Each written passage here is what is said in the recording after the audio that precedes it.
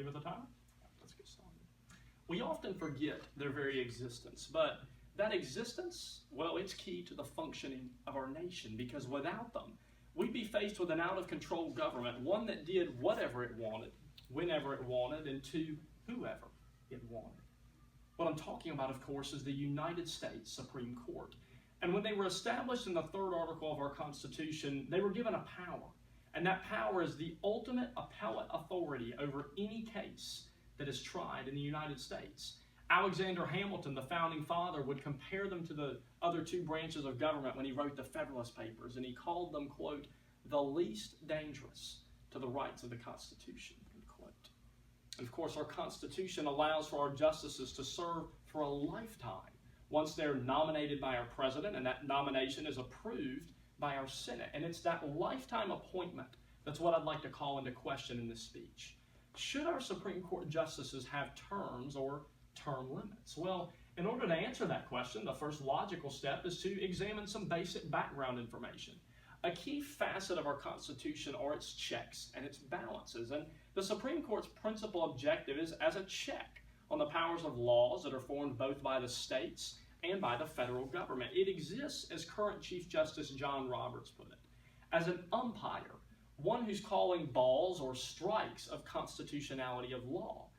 It's not the pitcher or the batter. It's not the one who's making the new law. So why am I here today?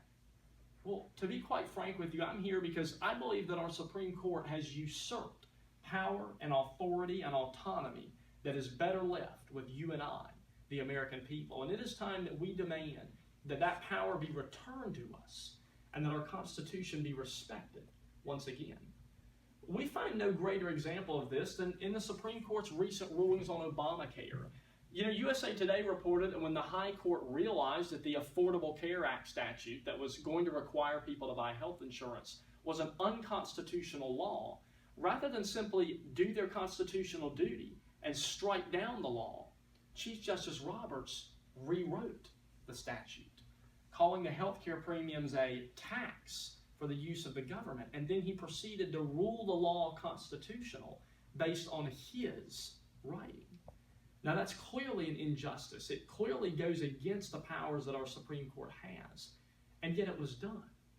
And because they are our highest power, and their decisions are final, and they sit for a lifetime, there is absolutely nothing to incentivize them not to practice that kind of behavior, and there's nothing to protect the American people from an extended abuse of that kind of power. So in determining whether or not we should impose term limits on the court, we have to accept the side that we all conclude best incentivizes those judges to properly execute their job, and the side that prevents them from upholding only their ideology and not the Constitution in their decision making. Because you see, ideology and personal bias, that's supposed to have nothing to do with the Supreme Court. They're only supposed to be concerned with whether or not a law abides by the Constitution or not. And like it or not, those justices have absolute power over the decisions brought before them, and their word is final. But that finality, well, it's for a reason too. Because the Supreme Court was intended to be the umpire. They were intended to be the authority figure in the constitutional game that all of our government plays, with so much power that no other player in the sport can question them unless they want to undermine the integrity of the game that they play. So you see, ultimately, I think that term limits fit the bill to accomplish these goals. But why? Well, for starters, it's been suggested that term limits actually went unsaid in our Constitution. In fact, there weren't even term limits for president in 1787 when the Constitution was written. Those limits wouldn't be added until the 1950s. It's also clear from a brief reading of the Federalist Papers and almost every other founding document that our founding fathers assumed that our politicians were only going to be serving for a very short or a relatively short amount of time, and that they would then be going back to live under the laws that they create. Now, this clearly creates an incentive to govern fairly and to govern by the Constitution because, number one, no one wants to have to go back and answer to the American people for why they didn't do their job correctly. But more importantly, No one wants to have to go back and live under the bad law that they created for themselves. And I would suggest 12 years, 3 presidential terms, as the optimum amount of time for one of these term limits. This would ideally allow our Supreme Court justices to be appointed alternatively, both by perhaps more liberal or more conservative presidents, and it would prevent any one president from having a massive number of appointments to the Supreme Court and tipping the balance of the court one way or the other. But I'm not alone in this. Reuters polls have actually found that 66% of the American people say they would support term limits on the court. Only 17% would leave things the way that they are now. Those term limits ideally allow for a greater balance of power between the people, the Supreme Court justices, and the rest of our government. Because you see, at a minimum, they at least protect us from an extended abuse of power by a Supreme Court justices who were to sit on the bench for, say, 20, 30 years, as many of them have done. But you see, the reason that this matters to us is because the Supreme Court was designed as the last stand. They were designed to be the branch of government that could stop everything in the name of the Constitution. A law can pass our Congress. It can garner the president's signature. It can bolster the support of a majority of the American people. And yet the Supreme Court was given the power to stop everything, all in the name of abiding by our Constitution. That is why this matters to us. Because you see, their word is final. Their decisions affect all of us. And they have the absolute power in the United States. So we must justify our decision by asking, what will uphold our Constitution's preamble? What will do what it asks of us?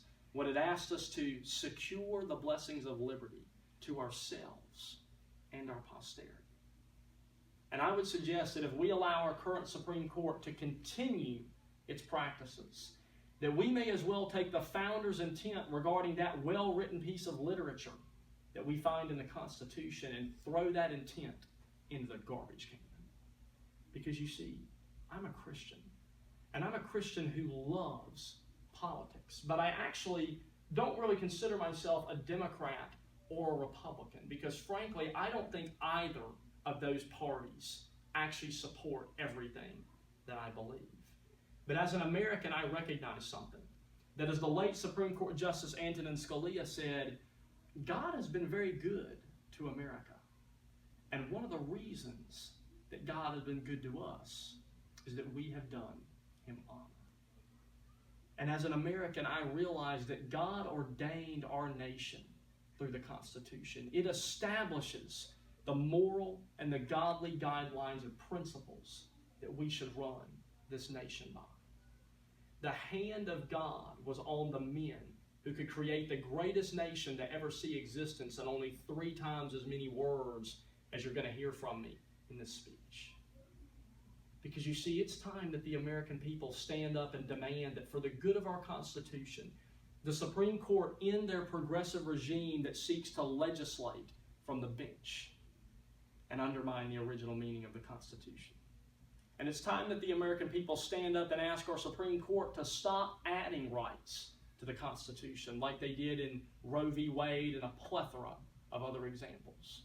And it's time that for the good of our Constitution, the American people ask the Supreme Court to stop taking issues like gay marriage or even something as simple as federal minimum wage laws and making them a federal government problem rather than just leaving them up to the states and to the people. Because you see, it was Alexis de Tocqueville, the French observer of our early democracy, who came to America because he wondered, why is America so great? And when he left, he had his answer. And he said that, quote, not until I went into the churches of America and heard her pulpits flaming with righteousness did I understand the secret of America's genius and power. America is great because America is good. And the day that America ceases to be good, she shall cease to be great. Quote. You see, our current Supreme Court is doing everything they possibly can to extinguish the flaming righteousness of our pulpits. So all we need to do is put a kink in their hose. You see, term limits aren't the final solution to this problem, but they are a step. At a minimum, they at least protect the American people from an extended abuse of power by our nation's highest court, the ones who are supposed to be protecting the Constitution. Because America has long believed in a system of government accountable to a people and to their Constitution, and that ought never change. So we must decide carefully what our verdict is. After all, it's quite possible we're ruling on our own future prosperity. Thank you.